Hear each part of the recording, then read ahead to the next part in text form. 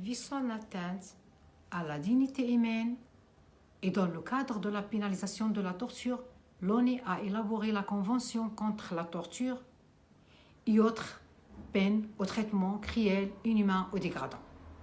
Mais malgré la ratification de cette convention par le Maroc, qui occupe mon pays, le Sahara occidental, la pratique de la torture persiste encore et demeure toujours pratiquée contre les défenseurs des droits de l'homme, les journalistes et contre toutes les voix libres revendiquant le respect de leurs droits légitimes.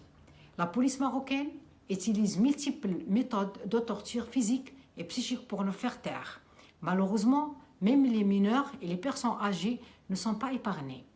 Personnellement, je suis témoin, j'en suis victime en plusieurs reprises, la dernière fois le 5 du mois courant, lors d'une manifestation pacifique que nous avons organisée comme acte de solidarité avec notre collègue Sultana Khaya, qui se trouve sous assignation à domicile depuis un an. Elle fait l'objet au quotidien à la répression et à la violence, y compris sexuelle. La maison de sa famille a été saccagée plusieurs fois, mais la situation inhumaine dont se trouve Sultana reste une honte pour la communauté internationale qui doit assumer sa responsabilité envers le peuple sahraoui et mettre fin à notre souffrance. La torture constitue une atteinte majeure à la dignité humaine et laisse chez les victimes des séquelles physiques et psychiques inoubliables et parfois irréversibles.